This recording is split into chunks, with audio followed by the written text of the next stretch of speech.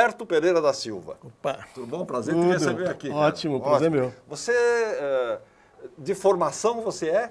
Bom, eu estudei filosofia. Filósofo, você é Exato, filósofo? Sou filósofo. E não Fernando Henrique? Não, Fernando Henrique é sociólogo. Não, Fernando Henrique é sociólogo. Exato. Você é filósofo. E dou aula de filosofia, dou aula de ética, de filosofia e também escrevo sobre cinema. De onde que veio esse seu interesse pelo cinema? Veio da infância, é isso? Veio da infância, assim. Quer dizer, eu sou da época do cineclubismo, gosto muito, exato, gosto muito de cinema.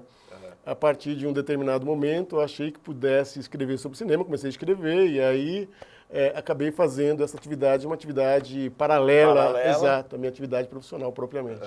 Você dá aula na FAAP? Dou aula na FAAP. Dou aula de cinema ou de filosofia? Dou aula de cinema também. Cinema também. Exato, uma disciplina chamada Cinema e Cultura, dou aula de filosofia e dou aula de ética. Tem muito a ver, né? Filosofia com cinema. A filosofia ela foi tratada por alguns filósofos. Deleuze é o caso mais conhecido, não é? Mais recentemente, Jacques Rancière. Quer dizer, há alguns filósofos que bem também chegou a escrever sobre cinema. Não é?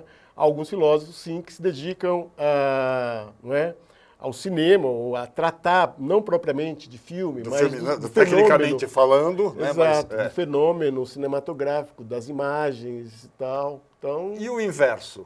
Cineastas que se servem da filosofia. Também há esse caminho, não é? Contrário. Quer dizer, alguns cineastas, eu citaria os mais famosos, pelo menos assim no primeiro momento, Tarkovsky e o Bergman. São dois cineastas que se servem muito de questões filosóficas em seus filmes. E o Glauber entrou quando na tua vida? Nessa mesma época do cineclubismo? Glauber é um acontecimento mais de adolescência. Havia um programa na extinta TV Tupi. Temos aí. Vamos mostrar o programa da TV Tupi aí, o Glauber. Abertura. Exatamente. TV Tupi, vamos ver. Boa noite, pais de família do Brasil. Protejam seus filhos porque o super-homem vem aí. O super-homem vem aí para enfrentar as máscaras do terror imperialista, do terror tecnológico. É preciso usar as máscaras da macumba brasileira. É o artesanato contra a tecnologia. Realmente, Severino, esse é o Severino. Tire a máscara, Severino. É o Severino outra vez aqui. O sertanejo é, antes de tudo, um forte. Não tem o raquitismo exaustivo dos mestiços neurastênicos do litoral. Euclides da Cunha nos sertões. Bote essa máscara aqui do Drácula, vamos falar de cultura. Era genial, isso era genial. Eu era moleque, eu ficava assistindo, minha mãe ficava horrorizada. Esse cara falando essas bobagens na televisão. Pois é. Então, foi a partir daí que eu conheci o Glauber, a figura me chamou a atenção, em primeiro lugar, antes mesmo de ver os filmes. A gente estava comentando agora há pouco a dificuldade, no início dos anos 80, não é? De ver filme fora do circuito comercial. Exatamente, não havia videocassete, não havia tal. Então, era uma coisa, não é? Era uma coisa muito difícil ir atrás de um filme do Glauber, mas a partir da segunda metade da década de 80, então eu comecei a ver os filmes do Glauber, Deus e o Diabo, inicialmente, Terra em Transe, Barra Vento. E então foi a partir da década de 80 que eu comecei a me interessar mais pelo Glauber, pelos filmes, aquela figura, não é? Eu acho dos programas de televisão. O Glauber é aquele tipo de cineasta, que mesmo que você não goste dos filmes, tem que ver. Impacta. Né? Impacta. Você tem exatamente. Que ver. Tem que passar pelo Glauber. Né? Pode não gostar, mas você tem que passar por ele. Né? Exato. E também comecei a ler sobre Glauber, Ismael Xavier, Jean-Claude Bernardet, não é? Raquel Gerber, quer dizer, intelectuais que haviam escrito sobre o Glauber. Então, meu interesse passou, a curiosidade passou a ser algo que eu comecei a fazer com mais sistematicidade, com mais disciplina. E, bom, aí sempre tive uma curiosidade muito grande, com o tempo, claro, assisti todos os filmes do Glauber, e aí, então, escrever sobre ele mais recentemente foi só materializar alguma coisa que já existia. Que já estava lá dentro de você. Então, aí você lançou, isso aqui é recente? Esse livro foi lançado recentemente, faz um mês. Glauber Rocha, Cinema, Estética e Revolução. Cinema, Estética e Revolução. Ele realmente revolucionou, inclusive, a estética mesmo, né? Quer dizer, a estética que se tinha do cinema brasileiro até o Glauber era uma coisa, né? Daí para frente passa a ser outra. Exato. O primeiro filme do Glauber, Barravento, de 61, é feito num contexto de crítica ao que havia no cinema brasileiro até então. Na verdade, as chanchadas da Atlântida. Ou então aquela coisa da Veracruz, exatamente. Aquela pompa europeia. Exato, Né? que era a ideia de fazer filme em estúdio e tal. Então o Glauber pega a câmera, vai o primeiro filme dele, ele vai para uma praia isolada, né, no sul da Bahia. Atenção, garotada, ele que criou a expressão. Uma câmera na mão e uma ideia na cabeça. Uma câmera na mão e uma ideia na cabeça. Exatamente. E era a ideia justamente de pegar a câmera e ir, no caso dele, para o interior do Brasil, inicialmente esse filme Barravento em Buraquinho, né, uma praia isolada. Praia de Buraquinho? O nome da praia? Exato, no litoral da Bahia, e depois ele foi para o sertão, então fazer Deus e o Diabo na Terra do Sol 2, 3 anos depois. Vamos ver o Barravento, aí um trechinho do Barravento, a gente pode ir comentando em cima, ele vai ficar em BG. Estamos falando do Barravento, que é de 61. Mas é um filme que ainda não está com a câmera na mão e ideia na cabeça, né? Não. Ainda é um ensaio, vamos dizer. Exato, esse filme é considerado... Aliás, esteticamente ele é muito bonito, lindo. Né? Fotografia bonita. E ambientado, então, nesse litoral da Bahia. No litoral da Bahia. Agora, ele já está tratando de uma temática extremamente brasileira, né? Esse misticismo. Sim, você tem o candomblé, você tem os ritos africanos, você tem a relação com o povo, as questões políticas, todas essas questões já estão, de algum modo, presentes em Barravento. Agora, Barravento é considerado pelo próprio Glauber, um filme inexperiente, em que ele realmente ainda não está com as suas ideias. Ainda está palpando, Exato. Né? Ainda está sentindo o primeiro filme, o filme de impacto dele, que chama atenção, que realmente vai despertar para toda a discussão a respeito do cinema novo na década de 60, é Deus, o Diabo na Terra do Sol, de 64. Esse é um marco, né? Esse filme é um divisor de águas, né? Esse sim, ele é um divisor de águas em praticamente todo sentido. Eu tenho a impressão que é um filme muito mais comentado do que visto até. Isso é um problema. Uma das ideias do livro é justamente apresentar o Glauber e possibilitar às novas gerações que vejam, entre outras coisas, filmes como Deus e o Diabo na Terra do Sol.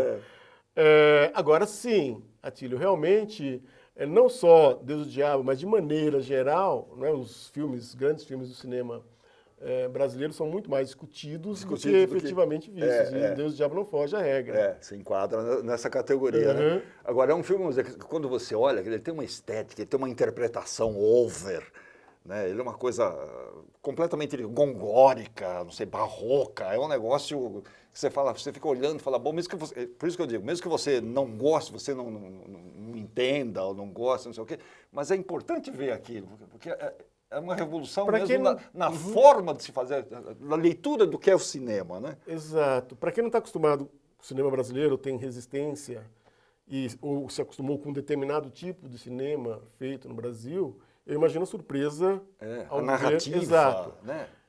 Ao ver um filme como Deus e o Diabo na Terra do Sol. Agora, claro, há as diferenças, não é?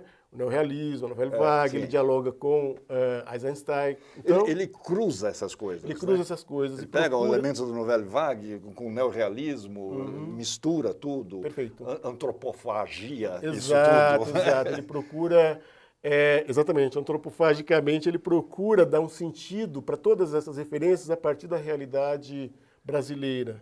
Então, esse é um aspecto extremamente importante, um filme como Deus e o Diabo. Por quê? Porque, ao mesmo tempo, você pode vê-lo como um filme em que se observa referência, sei lá, do Eisenstein, por exemplo, ou de John Ford, o western americano. O Glauber também rompe com isso e dá um tom que é estritamente nacional. Legal, você citou o John Ford. John Ford, ele meio que criou a forma de se filmar o western. Exato. Né? Mais ou menos isso. O western se faz assim. Né? Ele estabeleceu um jeito. O Glauber fez isso com o sertão, né? Uma forma de você mostrar o sertão, o sertanejo, a seca, aquela coisa toda, né? De uma maneira dura, incômoda.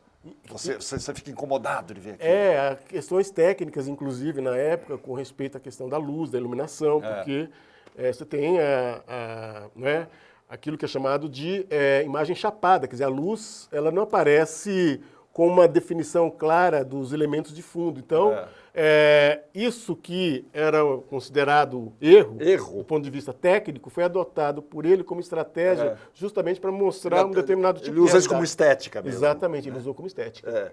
Bacana. Como elemento legal, de estética. Legal isso. Agora, o Glauber é esse cara muito louco que a gente viu aí na abertura, no programa Abertura da TV Tupi. Mas eu já vi várias pessoas comentando que ele, no trato com os atores, às vezes que ele era um cara extremamente doce, extremamente suave. Não sei se tem alguma informação sobre isso. Bom, ele... Eu vi recentemente, não, ele declarou muito contrário porque ele já morreu, mas o Paulo Outram, por exemplo, falou isso. O Glauber, atrás da câmera, ele era um demônio.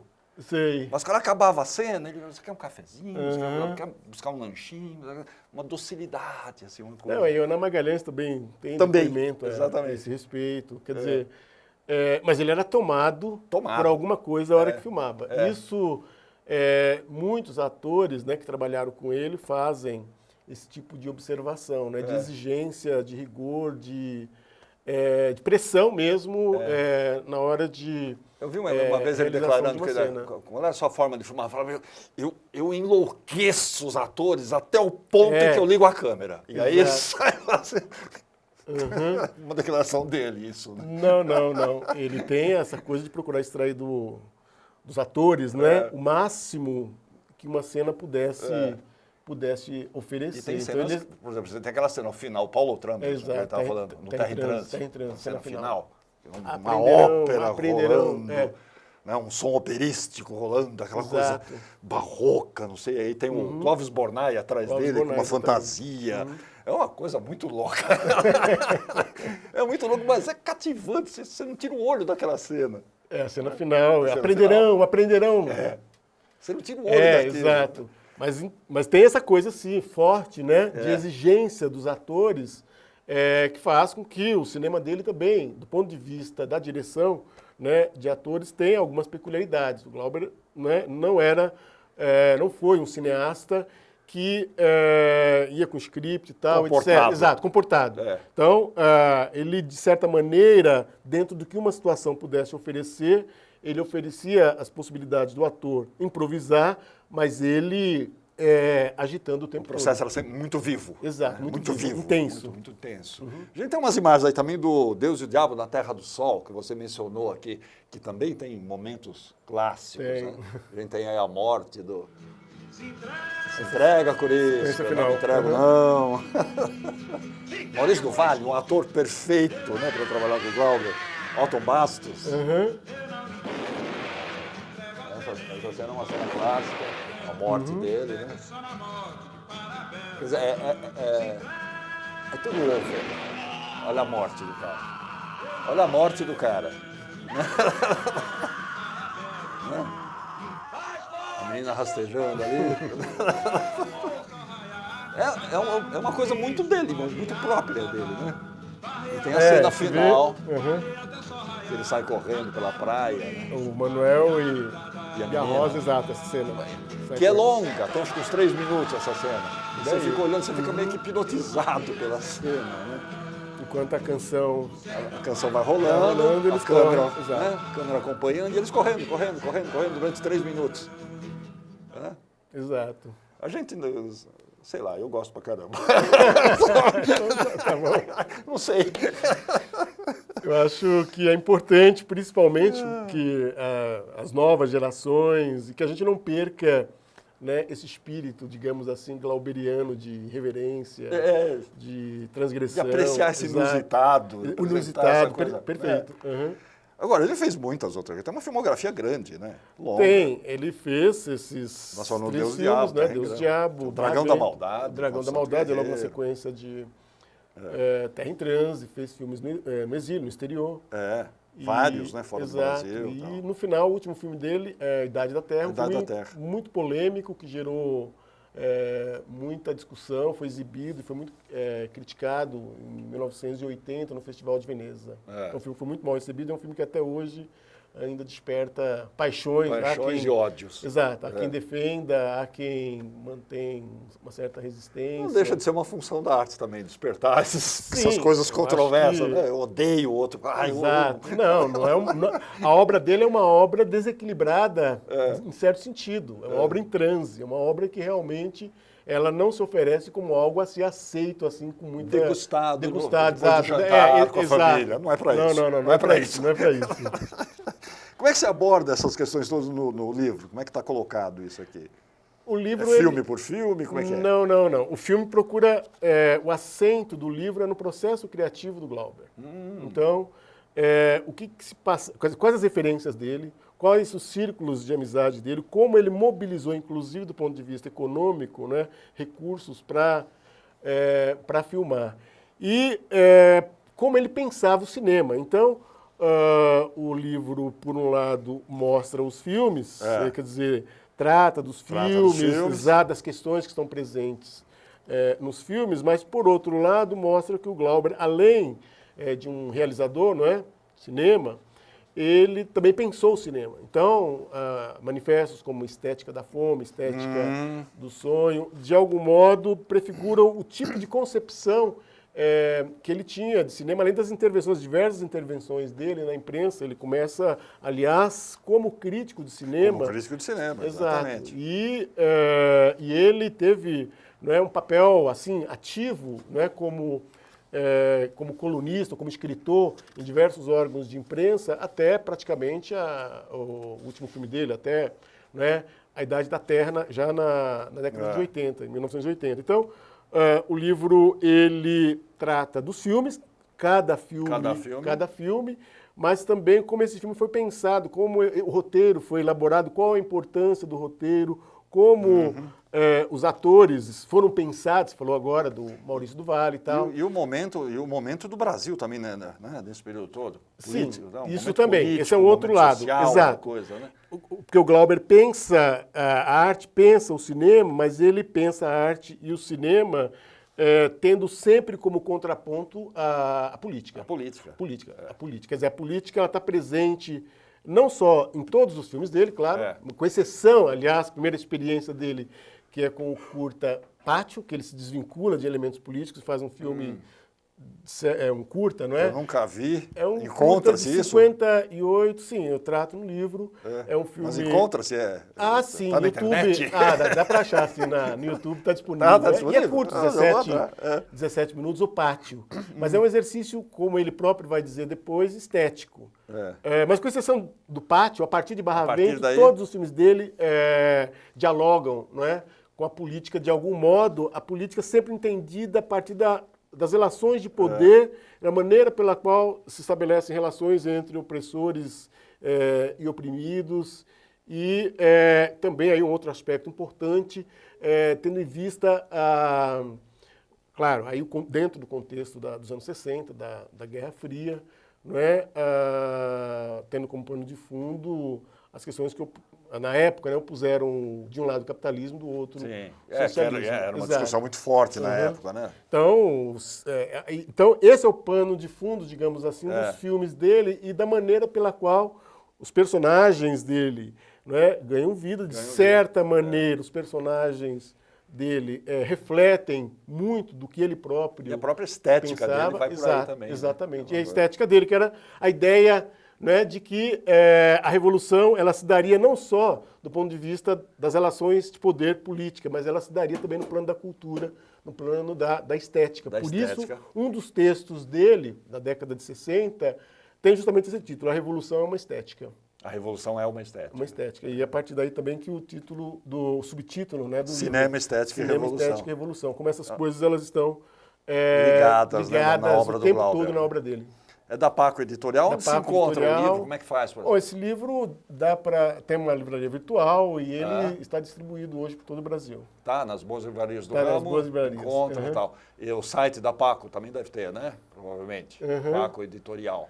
Exato. Glauber Rocha, Cinema, Estética e Revolução. Você está preparando mais algum? Eu vi que você já escreveu um outro anteriormente aqui, né? Eu tenho uma reunião de artigos que eu publiquei já há algum tempo, 10 anos, e Estou organizando agora mais um livro que é uma coletânea de artigos que eu publiquei nos últimos 5 anos em diversos sites. Aí é mais sobre cinema internacional. Uma forma mais...